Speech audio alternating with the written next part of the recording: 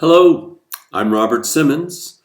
I'm speaking to you from my home in New Zealand, and it's April 13th, 2020.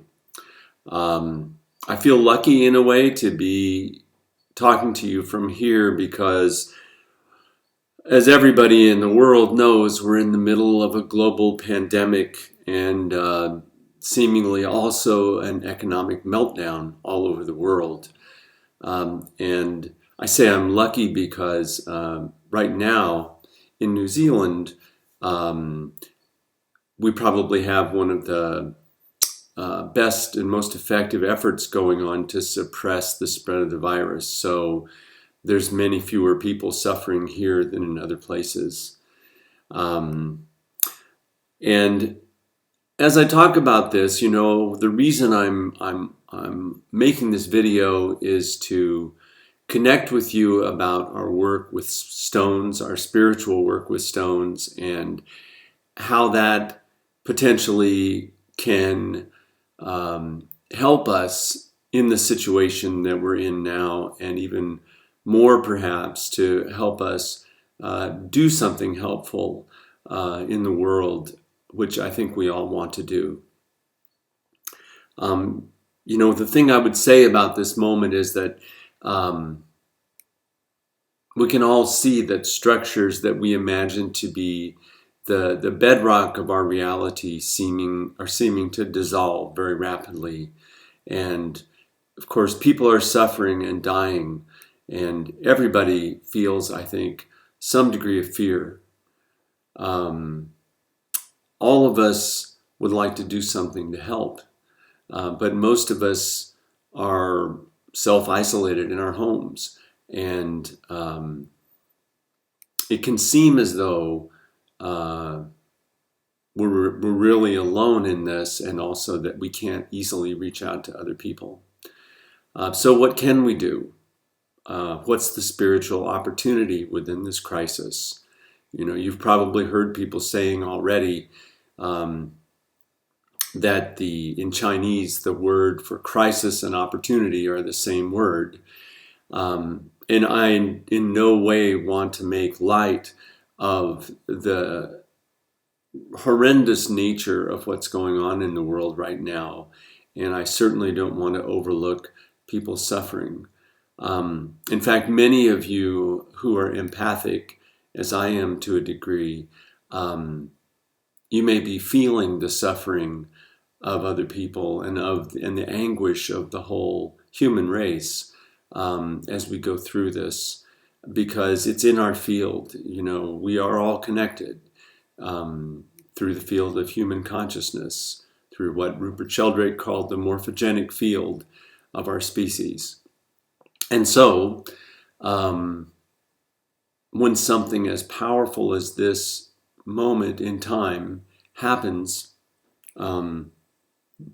I think that what we feel is not only our own personal emotions and our own personal feelings and anxieties or excitements or hopes, but is also in a very tangible degree connected to everybody. So if we take for a given, as I do, that we are all connected, then there maybe are some things that we can do to plant some seeds in the field of consciousness that we share. And I started to say a minute ago, that one of the ways we may notice empathy, and that people who are friends of mine have told me about, is that even those of us who aren't infected with the virus can seem to be feeling the symptoms of the virus, or really what I would say energetic echoes of those symptoms. I've been feeling the upper respiratory tightness and congestion, and it's moved all around to my lungs in different places, but I'm not infected. And one of the ways I know that is that what goes on in my body that I've just described is happening for a day, a few minutes, and then it'll move somewhere else. So that I think what's going on is a kind of resonance with the consciousness that is being projected by both the people who are suffering and all of the awareness we have among our species about what's going on and what its characteristics are. So that's kind of an aside, but again, it underscores what I really want to emphasize as we get started in this little workshop that I'm offering today on photonic stone layouts. I probably should have said that at the beginning. What we're going to get to soon as I finish ranting my preamble, is a way of working with stones and our own consciousness in spiritual alchemy to plant seeds of beneficial patterns into the collective connectedness of all people and of ourselves with the stone beings and the earth as well. So I had planned a workshop in June when I was going to present and introduce all of this. And of course, the pandemic has caused me to cancel that for now. I've also finished writing a book that goes into this, and the book amazes me in the sense that its purpose, it's called The Alchemy of Stones, and alchemy is a spiritual tradition that seems to me to really, really closely fit what's going on in the world right now. And by that I mean transformational change on a huge scale. The alchemists always aimed at world transformation in partnership with the soul of the world. And they sought to do it through transforming themselves and the matter that they worked with. So it's very much like what we do with stones, where we enter into a kind of relationship with the being behind a stone, and we work together towards the good of the whole, which is that transformation that the alchemists were seeking.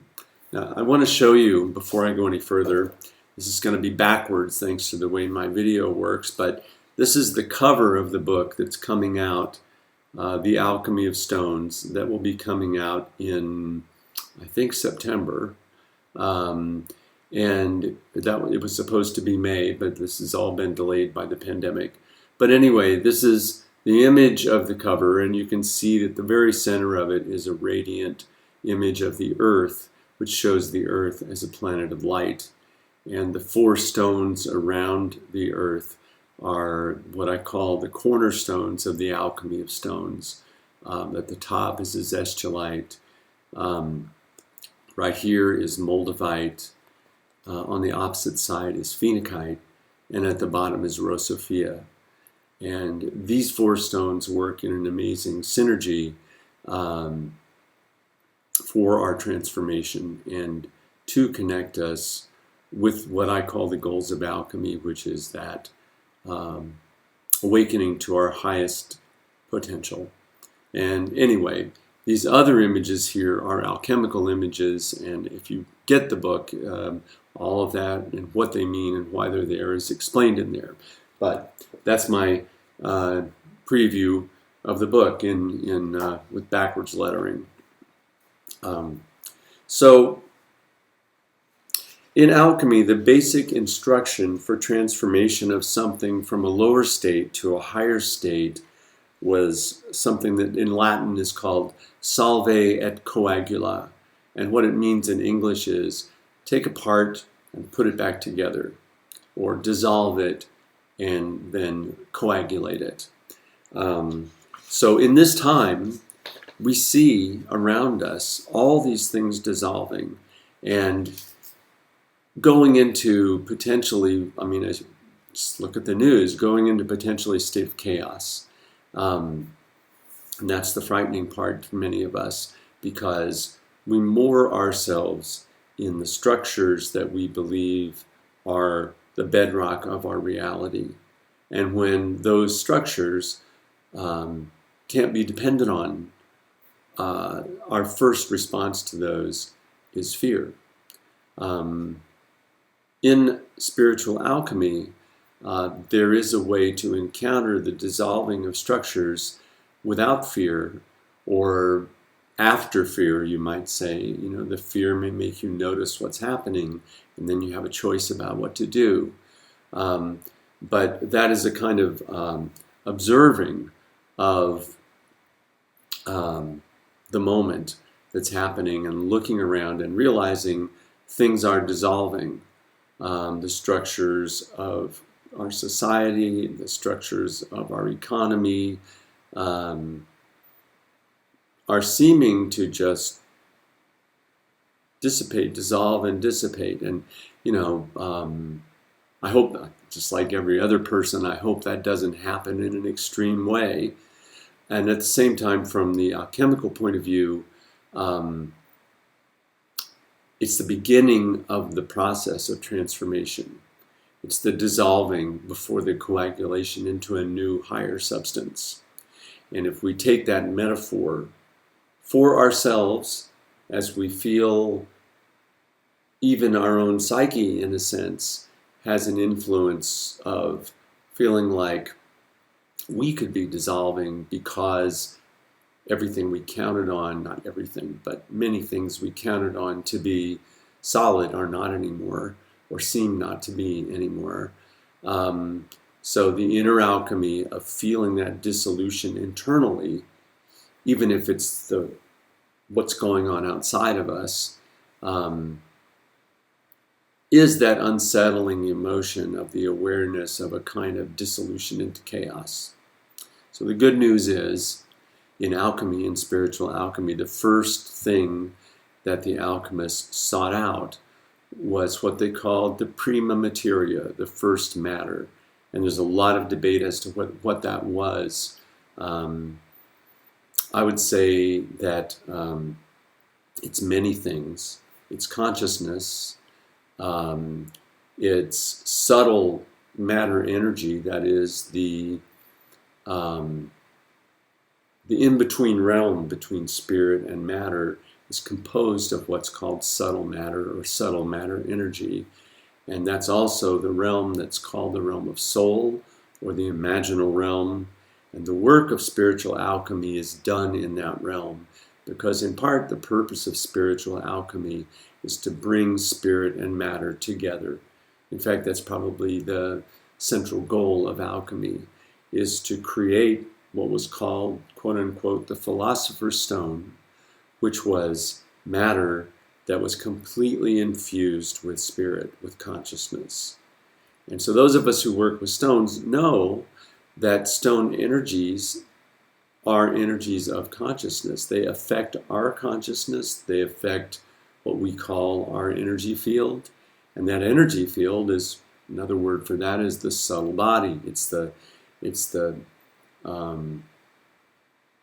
non-physical incarnation of our soul that exists in the in-between realm between spirit and matter. It's what links spirit and matter in us. So, that chaos in alchemy was not to be feared. It was sought out, because in order for change to happen, things couldn't be too solid and too anchored. And you know what that's like in yourself. When you have a day-to-day life, and you have a set of routines, and you have pretty much a belief system about this is this, and that is that, and this is who I am, and this is where I'm going, this is what I do, and these are my relationships, and this is, this solid matter is reality, and so forth. If nothing challenges those ideas, they're habituated, and they become more and more concrete to us. So in order for us to change, some of that concreteness has to be called into question.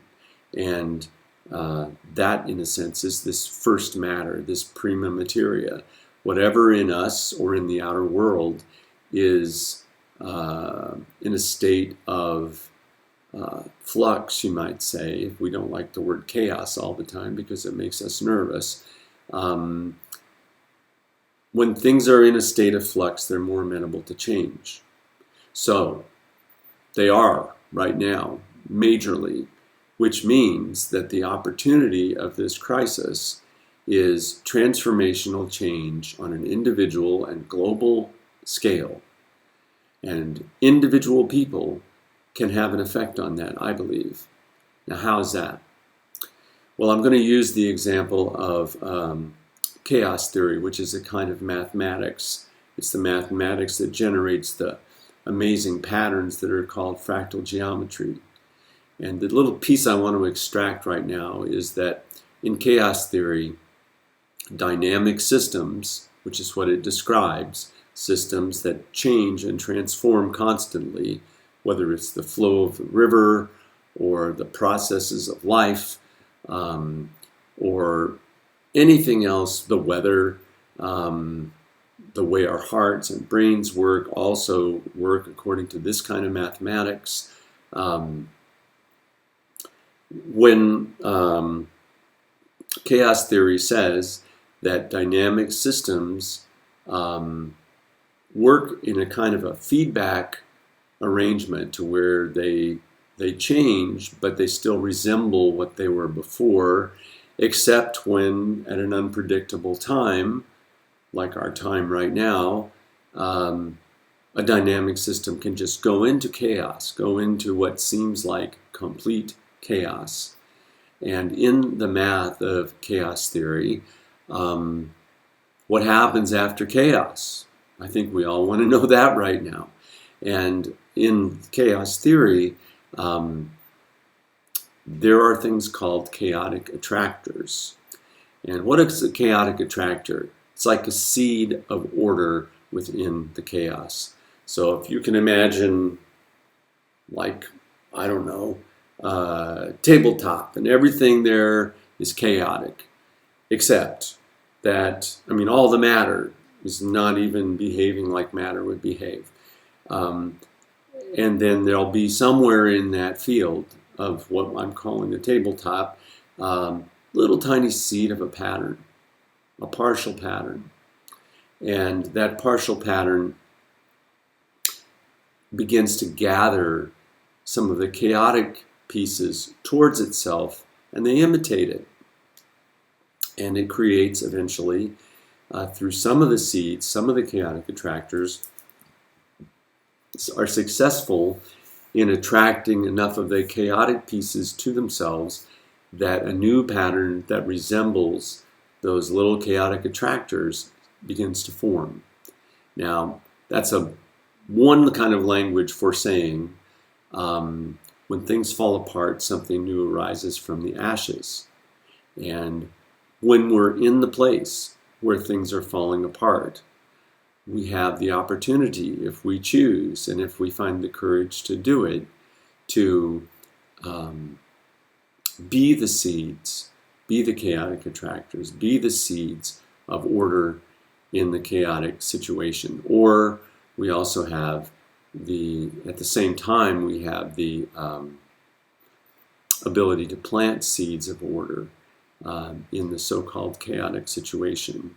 And when we use our three human powers, attention, intention, and imagination, and we focus those are powers of consciousness. They go into the human field of consciousness, which is experiencing this turbulent situation. And if we hold with full commitment of our whole self to the intention that we're choosing to seed into consciousness, then we have that potential for consciousness from other places in the whole field to begin to resonate with the little seed of order that we've planted, and new patterns of a higher order and a better way of being can form. This is my belief about it, and I think that the world really works that way, because in my view of things, consciousness is the bedrock. Matter is not. Matter emerges as a property of consciousness or as a manifestation of consciousness, but consciousness and meaning are more at the depth of things than materiality is. So, at the same time, materiality as an expression of consciousness has power. So stones, for example, are some of the most solid expressions of particular patterns of energy and consciousness that we'll ever encounter in the world. Crystals, physically, have very, very rigid and regular structures internally, which means that they're very orderly, and they repeat that order very faithfully. That's why I say that the stone beings are like angels. They're the faithful messengers of the benevolent intentions of the soul of the world, who I've called Sophia, and the ancient Greeks called Sophia, which means wisdom. In any case, I can't give you the whole book in one video, although it seems like I'm trying to. Here's what I'm getting to. Here's what the video is really about. If you take for granted, or if you take as a hypothesis all these things I've been saying, then the world is connected by meaning. And if the world is connected by meaning and symbolism, then you can use that to plant new seeds of benevolent or beneficial order into the world milieu. And we do that in meditation. We do that in co-creative meditation with the stones. Now, in particular, I'm sure many of you have heard of body layouts, where someone lies down and a partner will place stones, or a practitioner will place stones on the person's body at the various chakra points and other energy centers in order to expose those energy centers to the beneficial vibrations that are coming from the stones. And this seems to work very well for many of us. Any of us who are sensitive to stone energies, if we've had a body layout, I would say that virtually all of us have really felt what that's like and what it feels like to have that combination of energies interacting with our own subtle body and energy field. Okay. Some years ago, when I was starting to research alchemy and the alchemy of stones, I stumbled on a book called, of all things, The Secret Life of Plants. And in that book, there was a chapter about radionics. And a number of you will have heard of radionics too, I'm sure. I'll just read to you now from the chapter in the Alchemy of Stones book, some of the history of radionics and how that leads me, that'll explain how that I'm led to doing what I now call photonic stone layouts. So,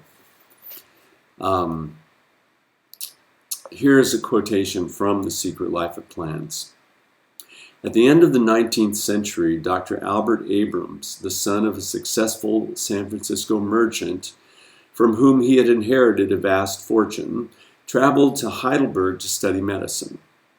In Naples, young Abrams watched the famous Italian tenor Enrico Caruso flick a wine glass with his finger and produce a pure tone, then step back and, by singing the same note, shatter the glass.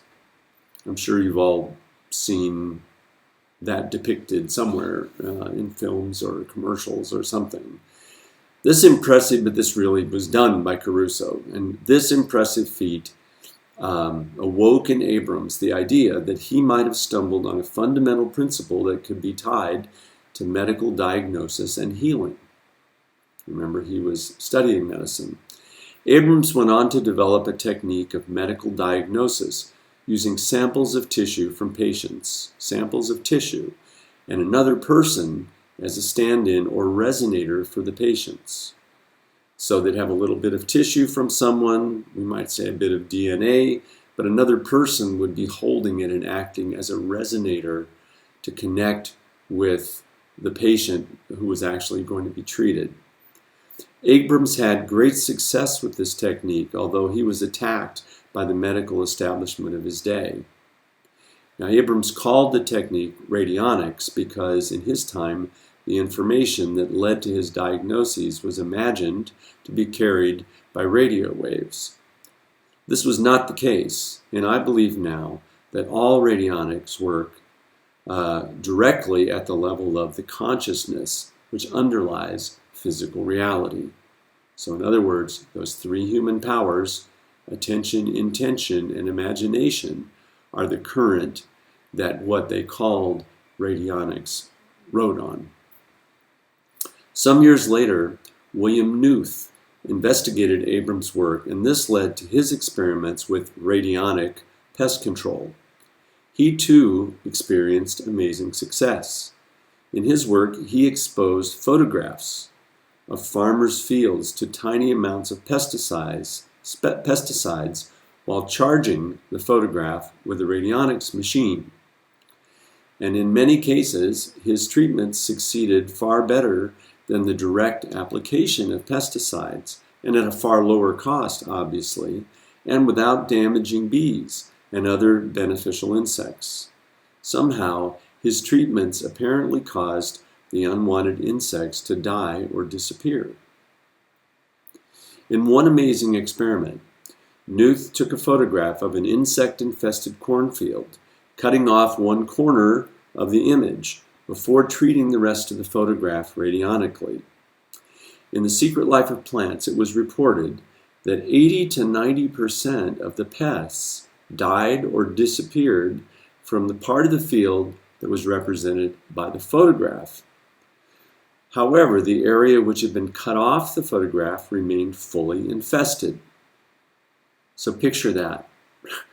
He takes a photograph of the cornfield. He cuts off the corner. He treats the major piece of the photograph. The pests disappear or die from that part of the photograph, but where he cut it off and didn't treat it, they stay. Now, if this is true, this is a real powerful and amazing example of the idea that symbol and consciousness underlies the manifestation we call physical reality, because he didn't treat the field, he didn't treat a piece of the field, he treated a photograph of the field. And a photograph is basically a stand-in, a resonator, a symbol for the physical field. And by treating the symbol, he apparently affected the physical field in the way that he intended. So,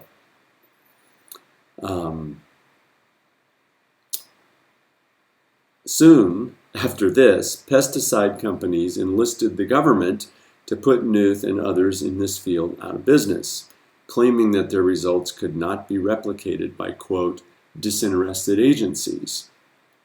As an important side note, even if it was true that quote unquote disinterested agencies failed to get positive results, it actually magnifies the importance of consciousness within this process.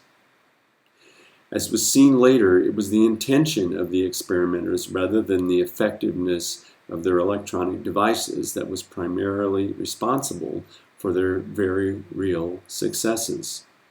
This is highly important in our work with stones because we are engaging with the stone beings co-creatively, and we are most definitely working through intention within the underlying level of our shared consciousness. Got that? So, even though many radionics experiments worked, no one fully understood why. The British engineer George Delaware performed many successful experiments involving the radionic treatment of photographs of garden plots. And in most cases, he treated the photographs with fertilizers rather than pesticides. And the garden plots in his treated photographs typically produced huge crop yields compared with those of adjoining untreated plots. So Delaware wondered as he was doing this work whether treating an inert substance such as vermiculite and then mixing it into soil would produce similar positive results. So in these experiments, garden plots with quote-unquote treated vermiculite produced much better yields than identical plots mixed with untreated vermiculite. However, when outside plant breeding companies tried to reproduce his results, it didn't work. Some people assumed that this meant that Delaware had been faking his results, but this was not true. Undaunted, Delaware leapt to the insight that it was the expectation, aka the intention, that the treated plants, or the plants grown with treated vermiculite, would do well that was primarily responsible for his successes. Disinterested parties did not have such intentions, so no remarkable results came about when they did the very same processes, but in a, quote, disinterested way. Ultimately, Delaware performed another vermiculite experiment in which workers were simply told that one batch of vermiculite, was treated while another wasn't. But neither batch was actually exposed to a radionics machine. As we might imagine, the garden plot in which the workers expected or intended for the plants to flourish produced dramatically better results without any use of a radionics machine whatsoever. So here's another quote from The Secret Life of Plants. When Delaware realized that the real key to getting plants to flourish was simply asking them to do so, he published an article entitled Blessing Plants to Increase Their Growth. Readers of the article are asked to work with bean seeds, to hold them in their hands and, quote, invoke a blessing, visualizing them growing and thriving. Hundreds of readers reported successful results. I was so excited when I read the research that was summarized in this bit that I've just read to you. It was clear to me that the people working with radionics had stumbled onto something far more significant than even they imagined. Rather than finding a way to manipulate matter through electronic machines and quote-unquote radio waves, they had produced dramatic results in experiments where the true cause of their success was their own intention, acting through the medium of consciousness. In order for their results to make sense, it also meant that the consciousness of the various experimenters and workers was somehow linked with the living plants and insects that they were trying to affect. It meant that consciousness is fundamental, the underlying substrate of reality, and that matter, the whole outer universe, is the manifested aspect, or the expression of the primary consciousness. This completely aligned with the assertion of the ancient alchemists that in order to change outer reality, one must go to the source, the prima materia, or the first matter. I would suggest that the first matter referred to in this context is the subtle matter energy of consciousness that is present in the imaginal realm, as I said before. So I was also highly excited to see that what I call the activity of blessing was an important factor in the seed germinating experiments. It's the positive intention of mutual blessing between ourselves and the beings of the stones that is at the core of all my ideas about working co-creatively with them. If our efforts toward healing and expansion of our awareness are to bear fruit, we must first approach all beings, from humans and animals to plants and stones, with respect and benevolence, in other words, with blessing, along with our focused intention. Like the alchemists, we must clearly intend the results that we wish to achieve, inviting our co-creating partners to join us, and we must simultaneously release any effort to quote-unquote control the response of whatever beings we're working with. All this is implicit in the activity of blessing, which is that constant activity of offering our wish for the well-being of everything we perceive. So, that was quite a bit. But what I want to say now is If you take everything I just read about radionics and the photographs and the way that the early researchers in radionics were able to work with photographs, i.e. symbols of what they were trying to affect, and to achieve results by doing that through their focused intention, then we can do the same with the stones. And in fact, when we work with the stones, we have an added benefit because we have co-creative intention for the well-being of the whole, because that's what the stone beings always have by their very nature. So, if these people who were working with photographs of gardens or fields, or even Abrams, who worked with a little tissue sample from a patient, were able to achieve good results, then why can't we do the same thing? Why can't we use a photograph as a symbol, standing in place as the resonator for whoever or whatever we want to benefit, and put our own intention, our own imagination, and keep our attention on the intention we've begun, and ask the stone beings to join us in that intention, and choose the stone beings that seem most naturally affiliated with the intention that we're building. Why can't we do all that and have an even greater effect than some of these radionics experiments had? By the way, one other thing. In radionics, as it was being researched in the 50s, in the 1950s, it was also found out that the machines were completely unnecessary. There was one person who actually just did a sketch of a radionics machine and treated his material with the sketch instead of the machine, and it worked equally well. So once again, we go back to the idea that it was intention, that it was the expectation / intention of the people doing the treatments that was the real key thing. Now, as I say, we're engaged with spiritual beings. We're engaged with the soul of the world. We're engaged with the stone beings. And it's far better, I think, and far more effective to invite them in to join us in whatever way aligns with their nature in the beneficial intentions that we want to produce. So, what did I do? I had a workshop coming up in 2016. It was the first Alchemy of Stones workshop, and I did that in Vermont.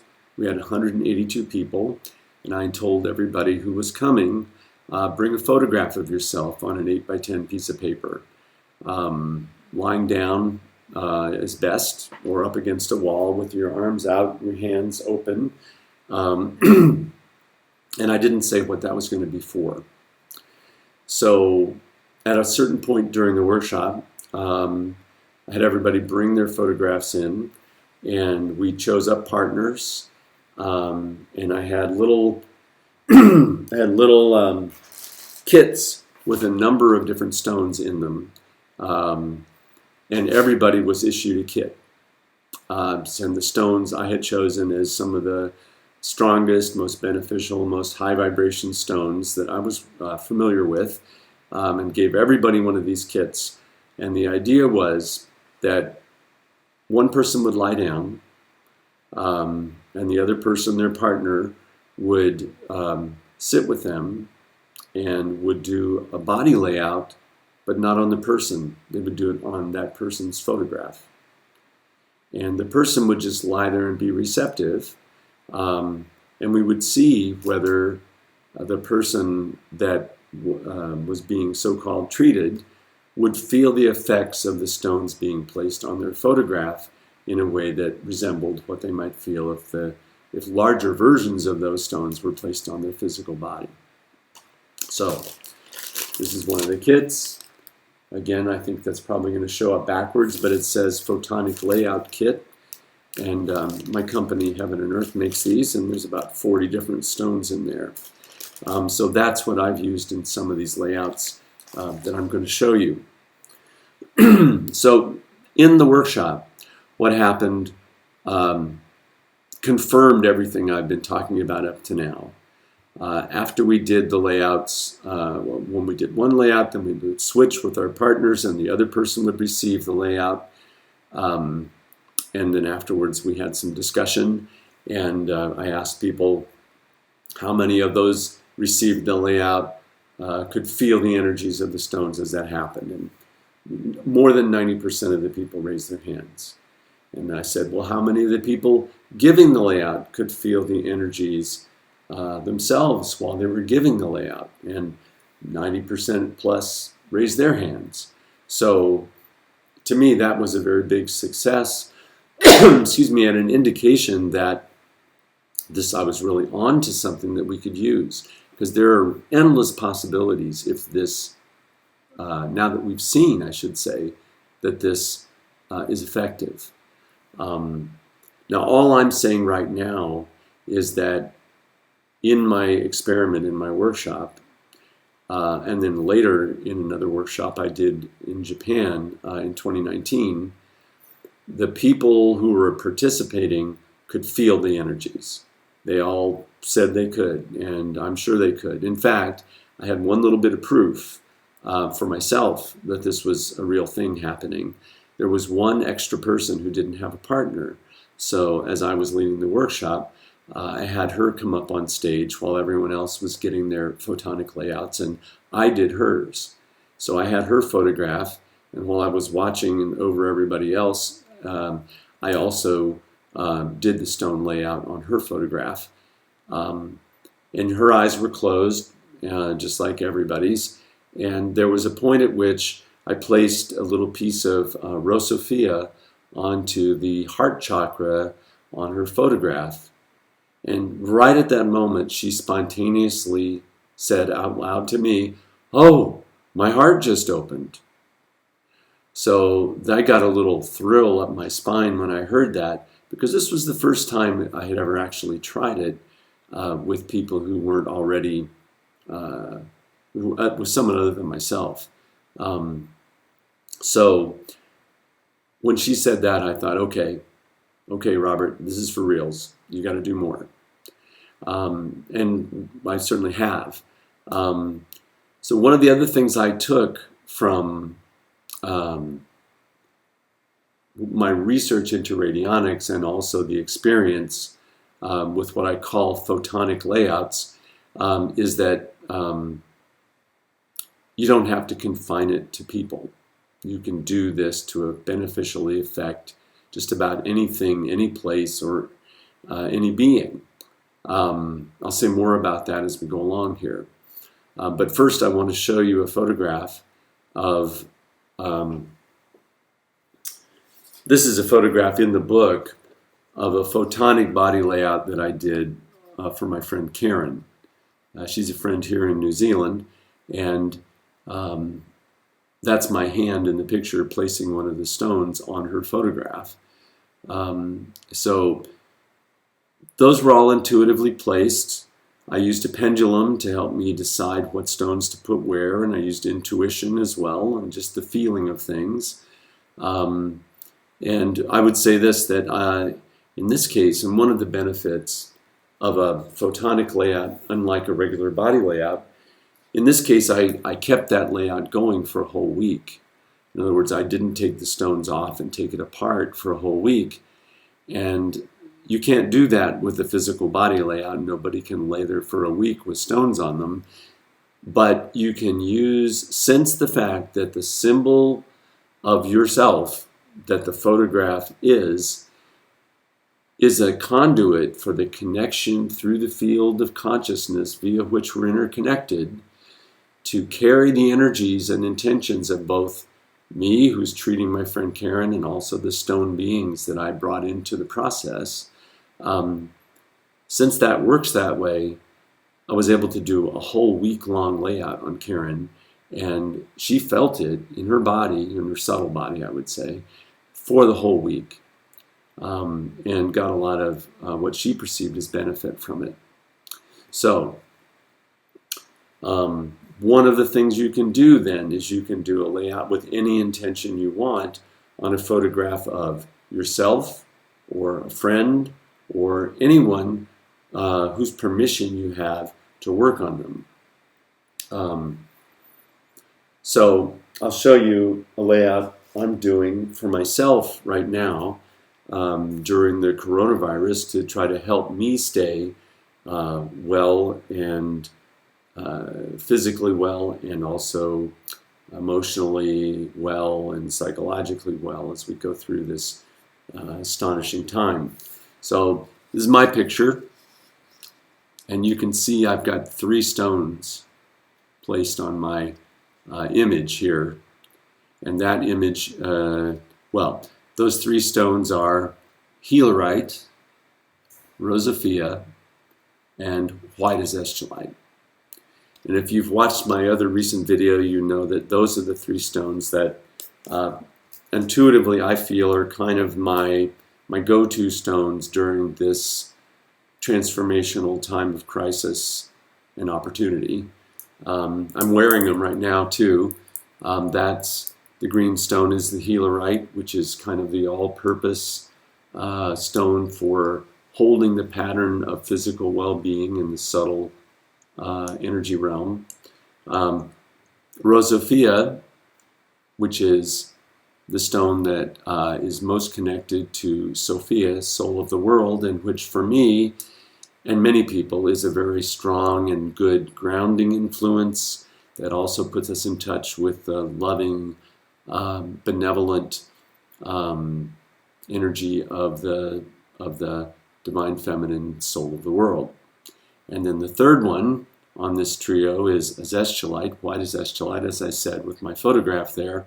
And that one is the energy of what I'd call higher consciousness, or the light of the great central sun coming down to infuse matter with consciousness and divine energy.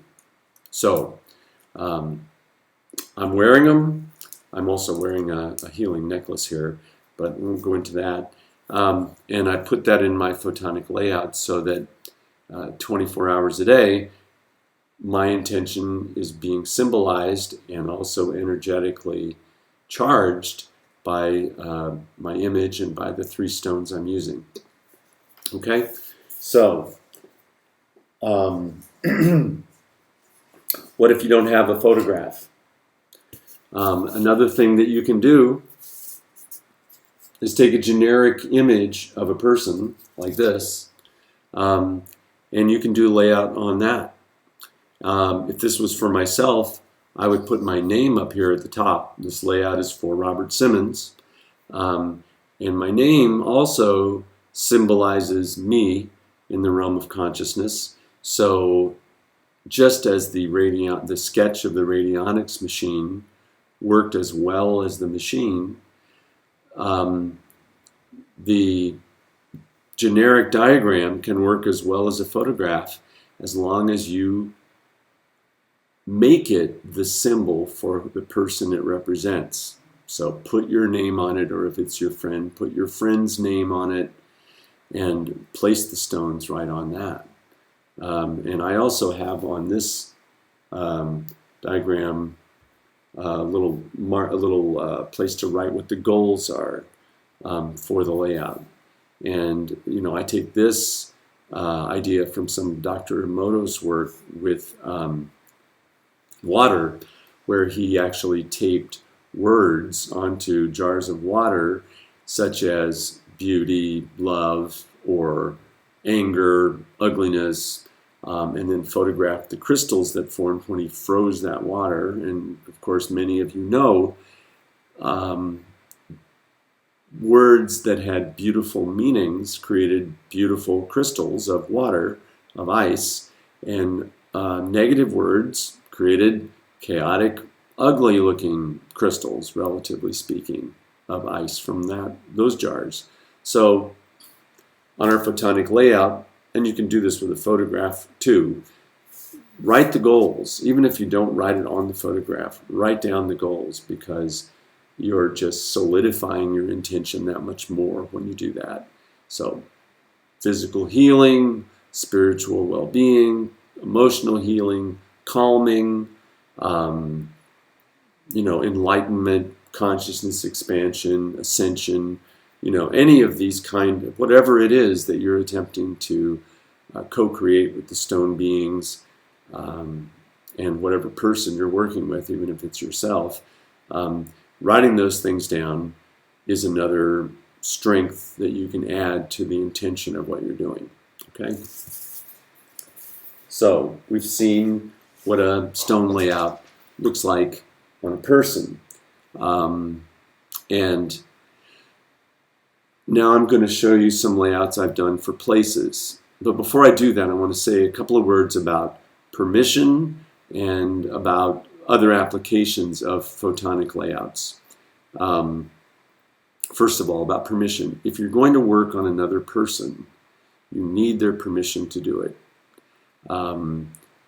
If you don't do that, it's like sorcery, and it creates a boomerang effect, because you're not really then treating somebody, you're manipulating them if you don't ask for permission and receive their permission. So I really, really say don't do that. You really need to ask permission, or they have to ask you to do it.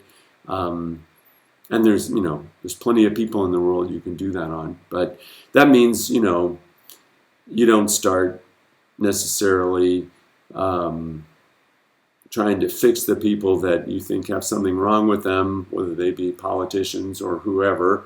It just doesn't work that way. It works when the intention is shared between you and the other person, and the shared intention is their permission. Okay? So that's my commercial about that, but I think it's important. Now, it's also true that you can treat your pets, treat your garden, treat, places like a polluted lake or a city where people are ill, like New York. And in order to do those things ethically, since you really don't have a way of asking specific permission, two things. One thing is check in with yourself. Go into a bit of a meditation and ask yourself, not even ask yourself, just ask from your heart, is it appropriate and for the highest good for me to create a photonic layout for X, Y, or Z? I really don't include individual people, because you can ask them, but my pet, my dog, or, my garden, or et cetera, et cetera. And listen from your heart, and you'll get a sense of yes or no pretty readily. If it feels right, you can go ahead. If it doesn't feel right, definitely don't. If you do get that sense that it feels right and you go ahead, you do it as an offer. Rather than I am making this happen. You should never do that anyway, because it's all co-creation and it's all an offer of a blessing. Just like with the bean seeds that were in that Radionics experiment. You bless things to help them fulfill their potential. In the case of bean seeds, it was growing. In the case of a city or a polluted lake or a country or a planet that's in trouble, it might be the healing of whatever the malady is that's afflicting the city, the country, or the planet, and the fulfillment of its spiritual purpose or its destiny. You can wish for that and offer your photonic layout as a kind of a gift to be taken or not. And that way, again, you're not inflicting your will on things, and that's important. And from an ethical place and also an energetic place, because it doesn't work right unless you do it as a gift. Okay, so what have I been doing with my layouts? I did one because, of course, right now in the pandemic, the city of New York is really suffering. And I have a son in New York who is attempting to weather this pandemic there. So, of course, I'm concerned personally as well as concerned for the collective. So, after checking in and asking if it felt okay, I got the sense that it is, and I went ahead and did a photonic layout for New York City. So, here it is. I took a satellite photo of New York and printed it out, and I did a kind of a grid layout of a number of what I think are beneficial stones, and I invited the beings of these specific types of stones to participate with me in co-creating healing and spiritually awakening energy for New York. So that's what this pattern signifies. Some of the stones, I'll just tell you, this green one in the center and the other green ones around is healerite. So that's meant to bring in the divine pattern of physical well-being into the subtle bodies of everybody in New York. And as an offer, as a gift, and no obligation. These blue or blue-green stones, these are Azamar.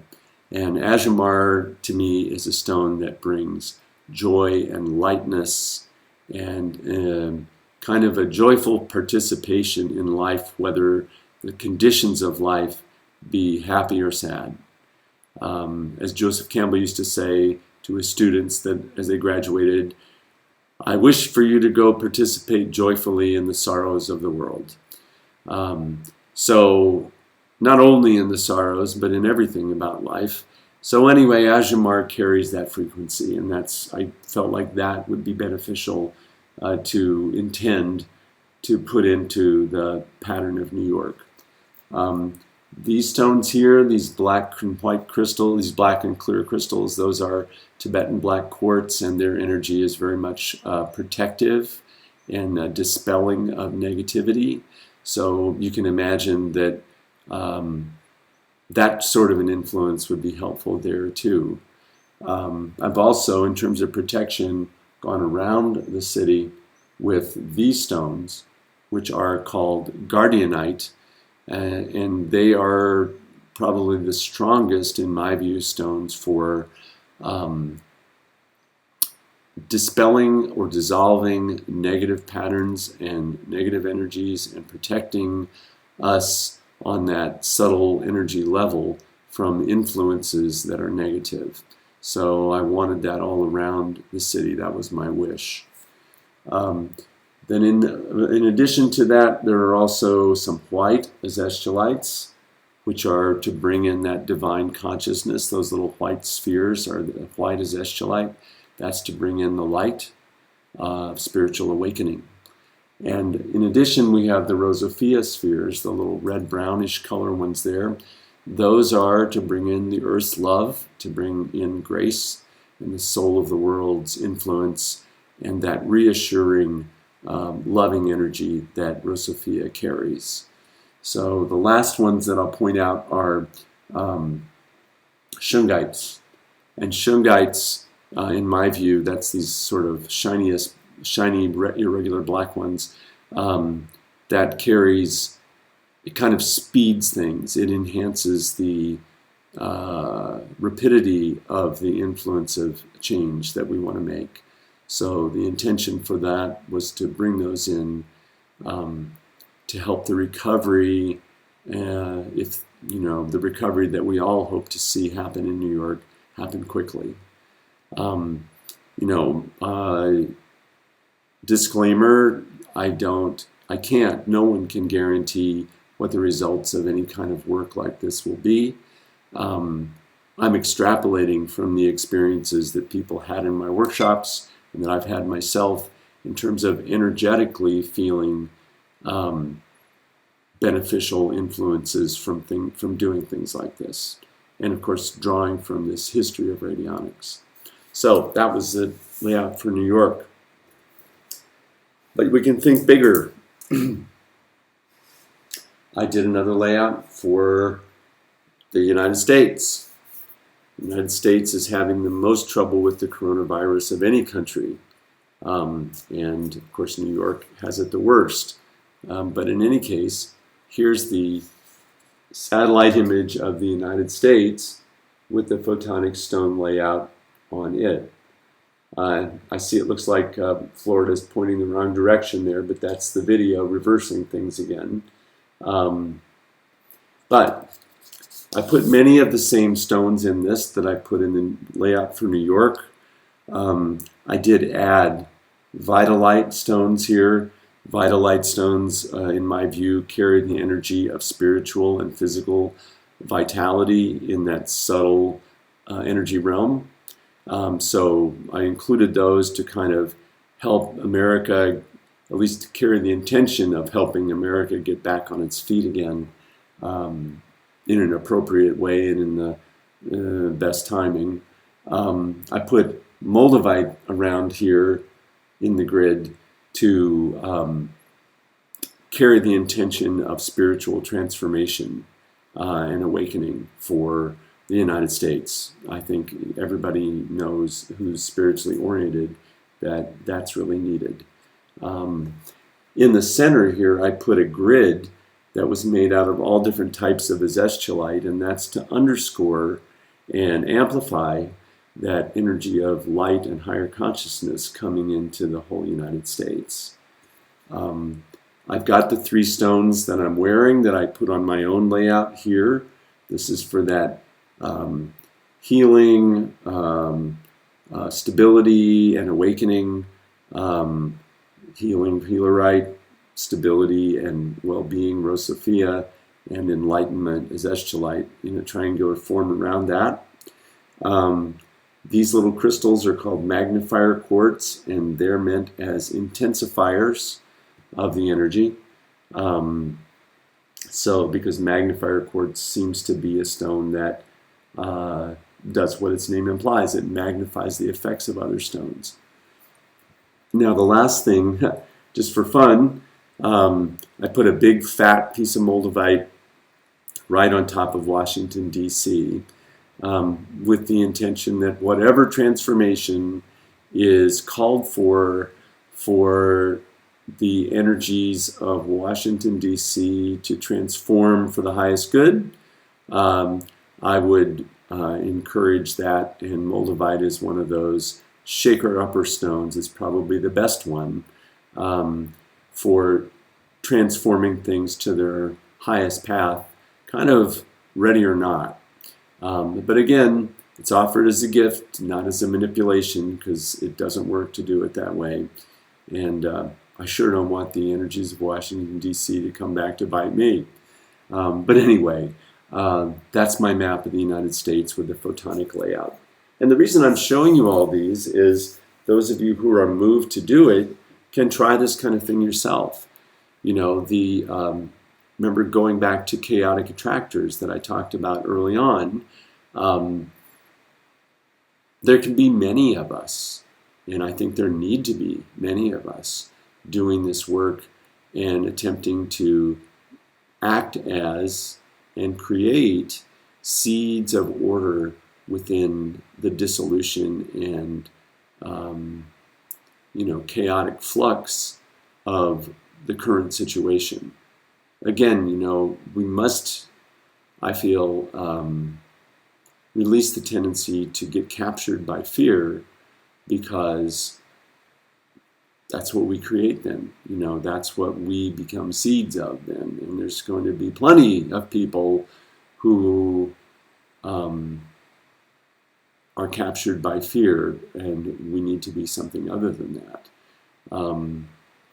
It doesn't mean we deny how we feel. It just means that we make choices after we recognize how we feel.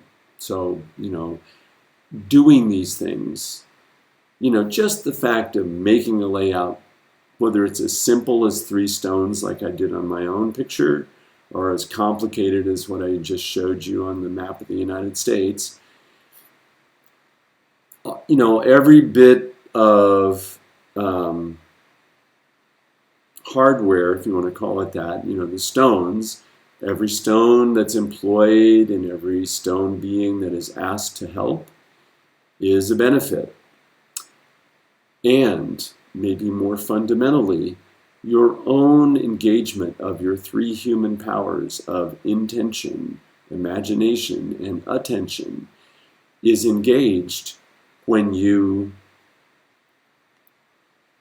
focus yourself on, in this case, a stone layout for a place or a person or a pet or a planet or ourself. The power we have starts being used when we sit down and do something with it.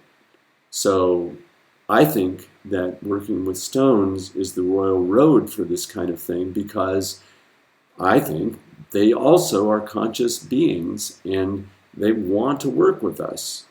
So it's like, do you want to build a house by yourself, or do you want to invite over 10 carpenters to help? If you happen to have 10 carpenters who are your friends, and in this case of the stones, we've got a lot more than 10 of those. So you see what I'm getting at? You can do it alone, just like you could build a house alone. You can call in help and co-create, and I think that's more powerful. We do it symbolically in the realm of consciousness, because that's where our power really is. Physically, what can any one person do in this situation? But through consciousness, spiritually, there's no limit to what we can attempt to do, and there's no telling how effective and how powerful and how far-reaching the seeds we plant can go.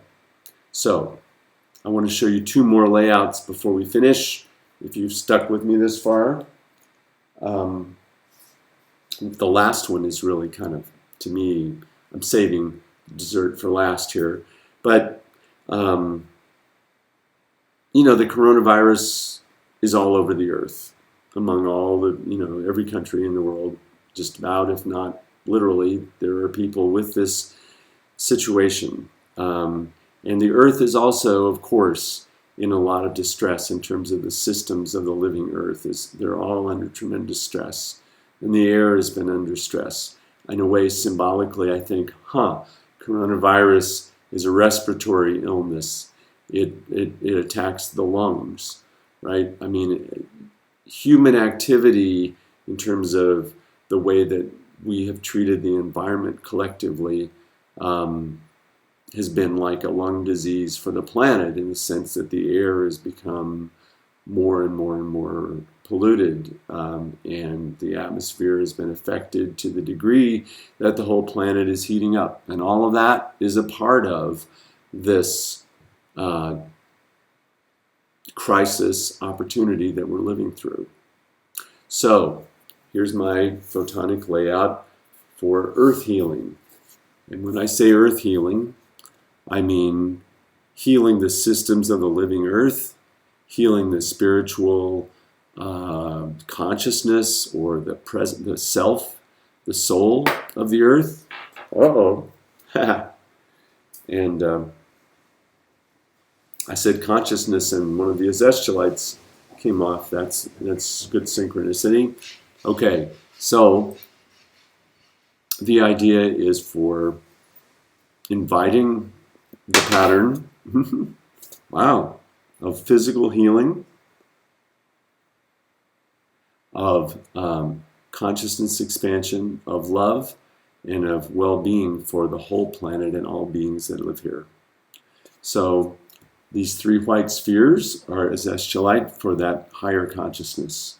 These three green spheres are Healerite for that influence towards the healing of the subtle body aspects of all humanity and of the planet. And the Rosophia is here for calling in the benevolent, loving energies of the soul of the world, and also for offering our loving intention to the soul of the world. Now, at the center here, we have Healerite. Around it, these black spheres are what we call healer's gold. And that's a pyrite magnetite combination. That's my other favorite stone for working on the subtle body level, like the level of the meridian system in a person. And this can be for the meridian system, like the energy grid of the earth, the ley lines and so forth. It's the intention of the healer's gold here is the revitalization of all the earth's ley lines, so that the neurological system of the earth, you might say, is supported and enhanced with this intention and through the employment of these stone beings.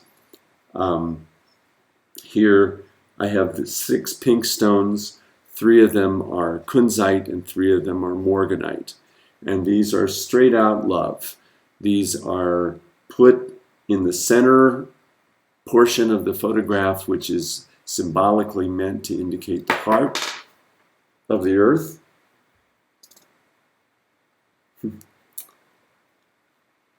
Of course, you don't hold these upright. I just do that so you can see it in my low-tech environment here.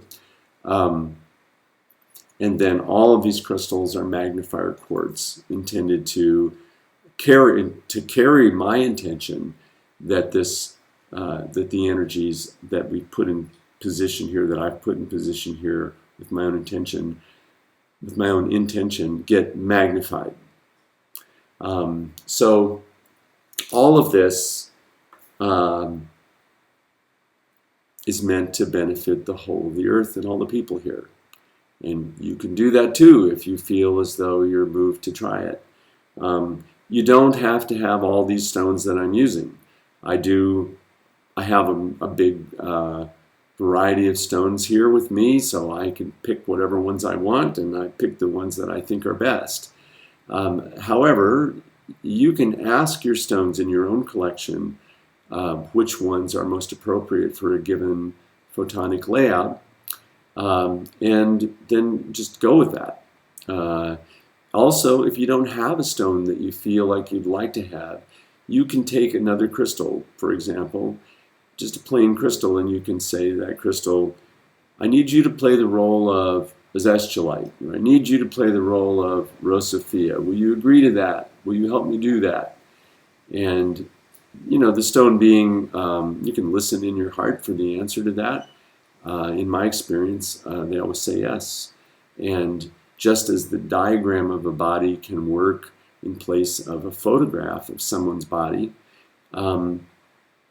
you can use a substitute crystal to hold space for whatever stones you feel are ideal for what you're trying to do. All right, so here's my last layout. This is the one that takes it to another level. Okay, one of the things I was thinking of is this is for the ascension, what I call vibrational ascension of the earth and of all life here simultaneously. And that's the goal of alchemy. The goal of alchemy is the union of heaven and earth, the awakening of consciousness in all matter, and the recognition in all beings of their own seed of divinity, and the incarnation of divinity in every particle of matter. It's a mouthful, but that's sort of the highest goal, the highest destiny of the world and of people. That's one picture, my imagined picture of what that is. So here's what I did to create that, or to co-create that with the stone beings that I chose and that chose me for this practice. So there's a picture of the earth with a radiant corona. I never quite realized, but what that is a picture of, we'll have to figure out what this means, is the earth with the sun behind it, and the part of the sun that you see visible around the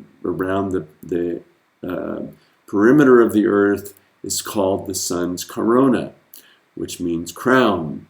And you know, so it was meant to signify an enlightened planet, a planet of light, the earth as a planet of light, and that's why I chose that image.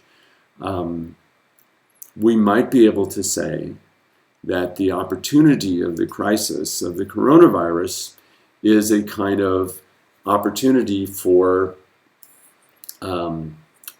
the corona to bring us to a crisis that in its highest manifestation can be a seed for worldwide enlightenment. I hope so. I don't know that. And it just came to me while I was showing you this picture. But this picture is of something, it's like I said, the picture was of the Earth as a planet of light. That's how what we created it to be. Superimposed over the image of the Earth, but still in the photograph, is another image of, which is a photograph of the DNA molecule. I don't know if you can see it, but there's a lot of sort of patterning and lines there amid the stones that are overlaid on the image of the Earth.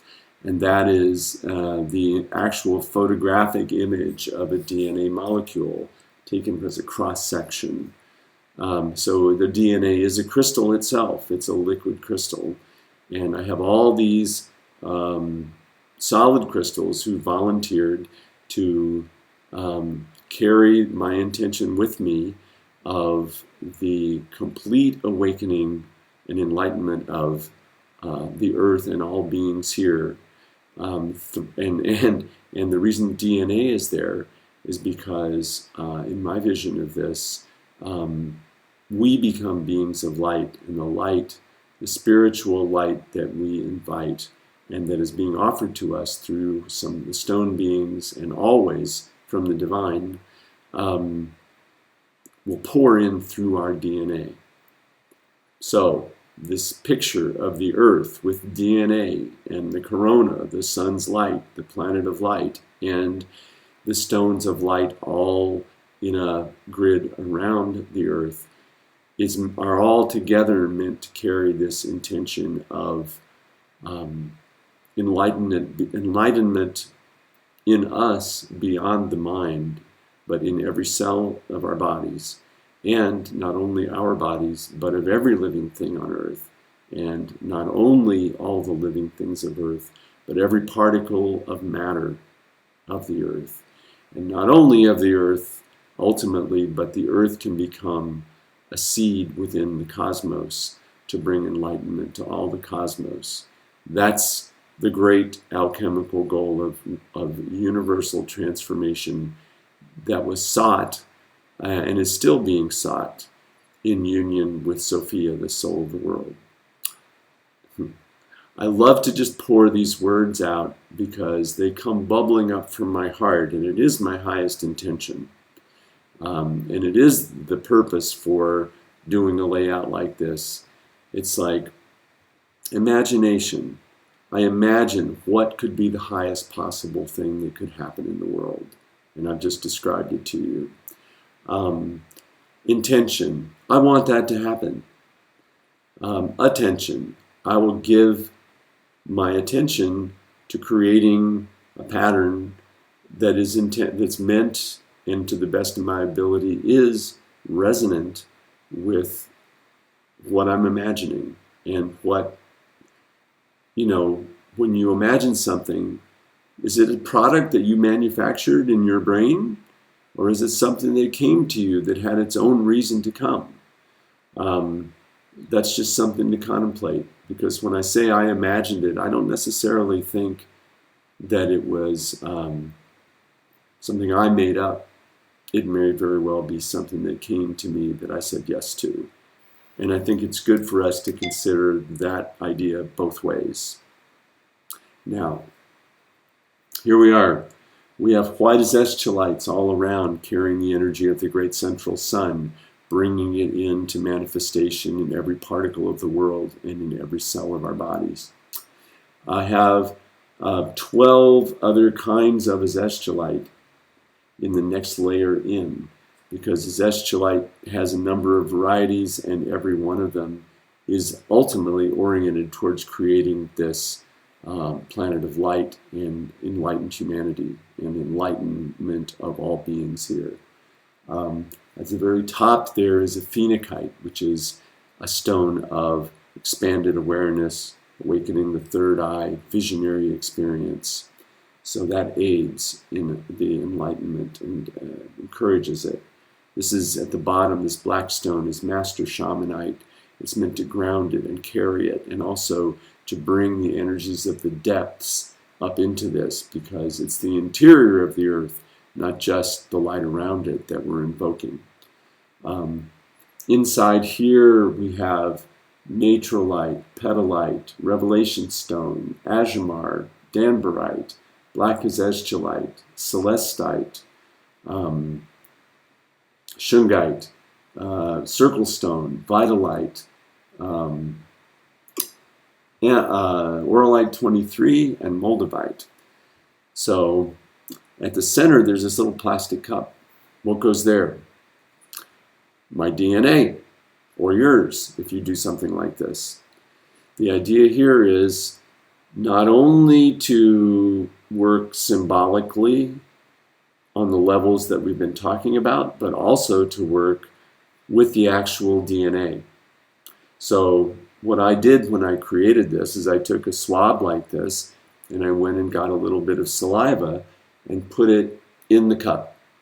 And then when I did my ritual of dedication for this layout, I asked that the DNA that I put into the cup from my own body would resonate with the image of all the DNA from all beings in the world, and also the energies of all of these stones, with the intention I've already stated that this layout is for. So I've invited it into my own body by placing a witness from my body in the little cup. And another, you can use this kind of a method for doing all kinds of things. Remember at the beginning I spoke about Mr. Abrams, the doctor who used a little tissue sample to be the sample, or the little, and magic they call it the witness, the little bit representing the patient, and there was a whole other person there being the resonator, and then the doctor was treating the resonator with his radionics machine, and the effects purportedly were going to the patient who wasn't even present at the treatment. So these things all can work if indeed it's correct that we're all connected in a web of consciousness. And, of course, I believe we are, and I go further and believe that all matter is an expression of consciousness in its infinite variety.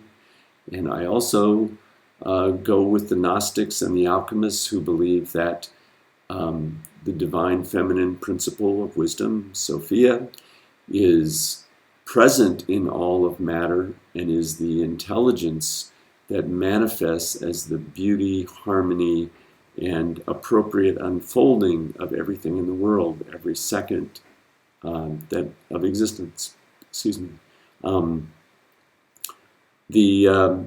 In China, they called this kind of energy what I call the soul of the world. I believe it's the same thing they called the Tao, which was the ever self-renewing and ever harmonious and appropriately flowing river of being. The I Ching and all the other oracles, in a way, tap into that wisdom of the Tao, but the I Ching was particularly designed or discovered or teased out through observations of nature to tap into what was the meaning of the movement of the wisdom of the Tao at every point, whenever someone consulted that oracle. So I bring that up because I'll be doing another video soon about the I Ching to show what I mean by the presence of wisdom and consciousness everywhere. But for now, I feel like I've said an awful lot, and I hope that it made sense to you all and that you gleaned something useful from it. My idea here is that most of the people that will want to look at my videos are interested in stones and their energies, and that most of you are also, probably like me, spending a lot of time at home right now. And you've got your stones with you. And you always have your three human powers with you of attention, intention, and imagination. So you can take your powers and you can invite the beings of the stones in your collection to join you in creating seeds of order and benevolent intent in the milieu of consciousness that we all share. Since we're going through a time now that is so-called chaotic, so-called difficult, I don't think that's so-called, I think it is difficult. Transformation of any magnitude is always difficult. And there are painful and hopefully also beautiful aspects to it. I do think that the kindness people are showing one another is a beautiful thing that's happening right now. It's not universal necessarily, but there is a lot of willingness to be kind to one another and to encourage one another that I see happening in the human community right now. And we can do this on all levels. So this little workshop has been to show you this method of working with photonics. By the way, the word photonics in photonic layouts means working with a photograph and also working with photons, in other words, working with light. And the light I'm talking about is the spiritual light of consciousness that is carried by the stones and us. So I think I've said about everything I wanted to say to you today. It's a long video, but hopefully some of you have time on your hands and find it interesting. If you want to order any stones, you can go to the website for my company, heavenandearthjewelry.com. That's www.heavenandearthjewelry.com. The images of the earth with the DNA and the earth without just the earth itself, as well as the generic body layout image, are all going to be put up as PDFs on our Heaven and Earth website. So if you're looking for any of those to do some of these photonic layouts, you can go there for that. Also, the Photonic kit that I held up earlier, we make and sell those. Everybody, is everybody is in the same boat these days. And I offer this workshop primarily as a gift and an encouragement to participate in whatever way suits you best in attempting to be of benefit in this transformation and to make it a positive transformation for the upliftment of humanity and the earth. So I still run a company, but at this point, I wish you many blessings, and I hope that we'll all look back at this time and view it with wonder. Thank you very much. Bye-bye.